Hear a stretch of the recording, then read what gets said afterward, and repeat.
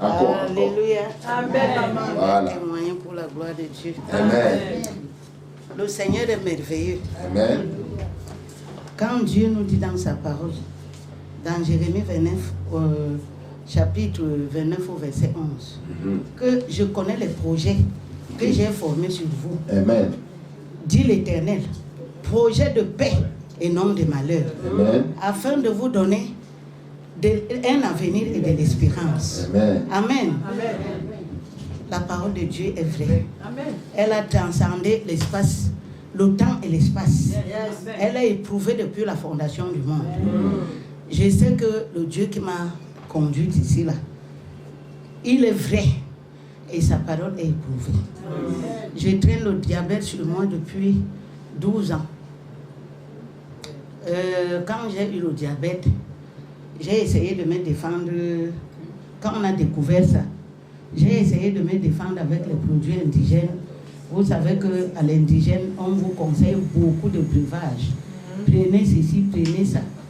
À un moment, il ne faut pas se mettre sous l'insuline.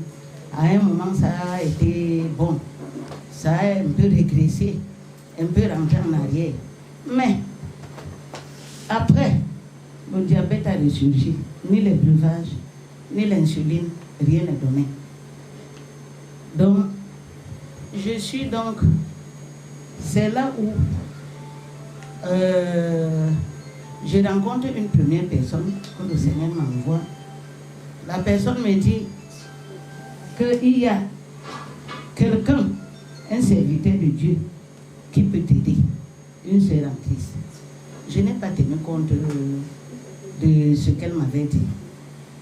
Le Seigneur, voyant que je n'ai pas tenu compte de ce que la sœur me disait, la sœur dépêche un autre de ses enfants, le Seigneur dépêche un autre de ses enfants au mois de janvier de cette année, c'était vers la fin, qui vient me dire, maman, le Seigneur m'envoie venir te chercher pour t'amener là où j'ai amené ma mère. C'est un enfant comme toute bonne mère, un enfant de Dieu. J'ai ouvert ma maison aux enfants de Dieu.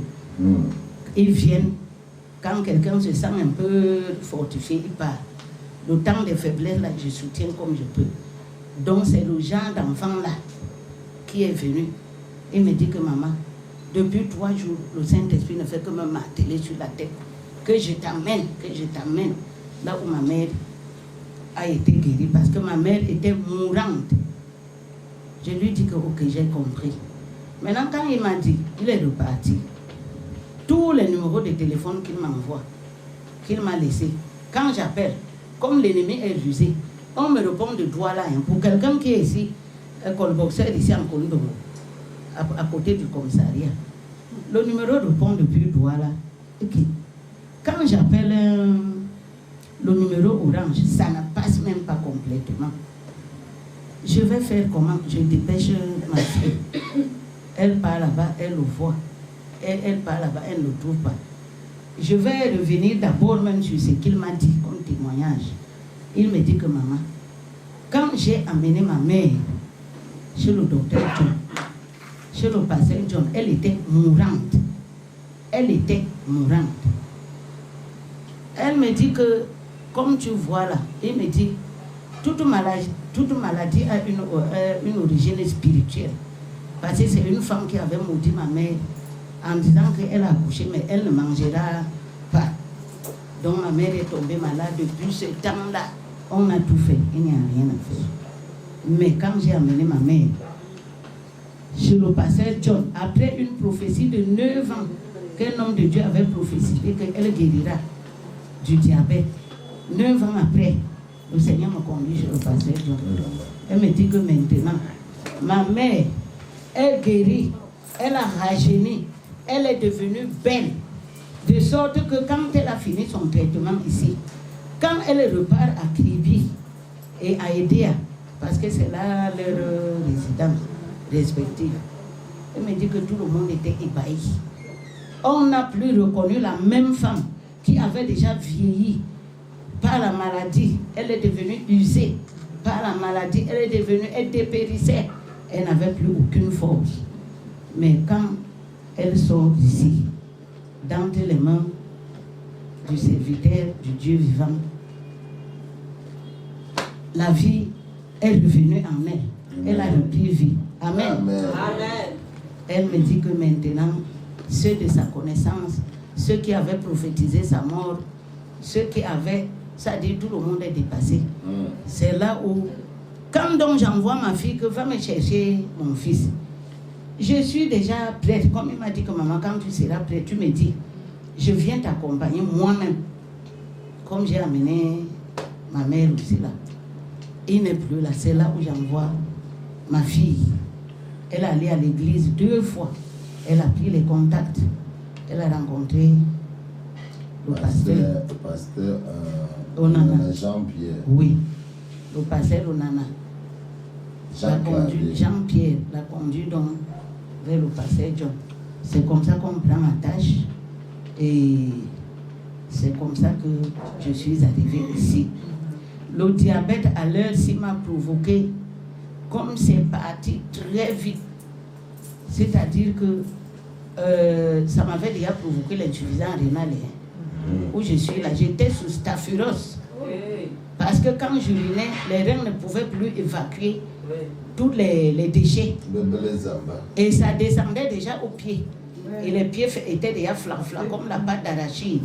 Tu mets le doigt reste. On dit bois staphylos, tout ça. Ce n'était que le compte à rebours. J'ai vu ça pendant, je crois, 1 an. Après. Ici. Hein? C'est ton chéri. Pas vous, maman, allez-y. Donc, le Seigneur, dans ses miséricordes, parce que je passe aussi beaucoup de temps dans sa présence. Il m'a donc délivré de cette insuffisance rénale-là. Disons pas sa grâce. Ce n'est même pas le temps que je parle devant sa présence, c'est la grâce. Parce qu'avec Dieu, tout n'est que grâce. Amen. Amen. Tout n'est que grâce. Ce n'est pas, on n'a pas de mérite avec le Seigneur. Amen. Tout n'est que grâce. Amen. Alléluia. Ayant vu ma misère, il m'a ôté cette insuffisance rénale. Où les gens criaient à l'hôpital général là-bas qu'il n'y a même pas les machines pour faire la dialyse. Mais le diabète m'avait déjà trop créé des problèmes. J'ai les nerfs où je suis là, de la tête jusqu'à la plante des pieds. Et l'autre système de nerfs que la plante des pieds chauffe, comme si on a mis des plastiques au feu. Et on m'a collé ça sur la plante des pieds. Je traîne ça, c'est depuis novembre que l'autre là s'est déclenché alors pour de vrai. Parce que lui, il est là, il provoque tout pour la destruction du corps. Il produit le diabète, produit comme son nom l'indique, diable. Comme son nom là, le diable. Diabète. Oui, mais Apocalypse dit que moi, le diable c'est la bête. Le diable c'est la bête. Donc il est diable. Oui, plus bête. Alors il a commencé à me provoquer les choses pour me détruire. Et le mal d'estomac où je peux vomir jusqu'au sang. Et les yeux maintenant, alors il a commencé à me ravager les nerfs, les yeux, l'estomac, l'insuffisance cardiaque. Tout ça, moi seul. C'est-à-dire que si Jésus-Christ, le Dieu de la guérison, n'était pas en moi, on n'aurait même pas eu l'occasion de se rencontrer. Amen. Amen. Mais Dieu est vivant. Amen. Amen. Il est vivant. Amen. Amen. Il a pu me soutenir. Est-ce que quelqu'un peut applaudir? Alléluia. On ne nous a pas dit ce qui est passé avec l'opération Je pars, on m'a conduit à Tcha, Douala. À Tcha, c'était à Douala. Ok, à Douala. À Tcha Bepanda. Oui, au quartier Bepanda. En 2014, j'arrive à Tcha. Rétinopathie. On me dit qu'on a détecté la rétinopathie. Ça a commencé. Maintenant, ils disent qu'ils ne peuvent pas m'opérer. Comme j'avais préparé l'argent pour les 2 yeux, à cause du diabète. On me donne les metformines, les glucophages, tout un paquet de comprimés qui n'ont rien fait. Tout au contraire, ça n'a fait même qu'aggraver la situation. Donc, c'est comme ça que je continue. Donc, à l'hôpital central, on donne quoi? Et il faut payer les stylos. Ils ont les formés d'insuline qui est comme le stylo là. Et il faut utiliser les flacons. Tout ce qu'on disait, je faisais. Rien n'a été. Rien. Jusqu'à ce que le Seigneur me conduise. Alléluia. J'ai le pasteur John. Amen. Son serviteur. Amen. Amen. Et j'ai la ferme conviction. Amen. Parce que si j'ai même perdu un œil, c'est par entêtement. Il m'avait apparu dans les songes. Parce que moi, j'ai la grâce que quand je suis souvent malade ou j'ai des bobos, il vient, le Saint-Esprit me dit, fais ci, fais ça. Et c'est moi-même, dans mon entêtement, ma rébellion, qui a fait que je perde l'œil. Amen. Amen. C'est pour ça que nous devons être à l'écoute de la parole et surtout se soumettre à la parole de Dieu. Amen. C'est pour ça qu'il faut connaître Dieu pour soi-même.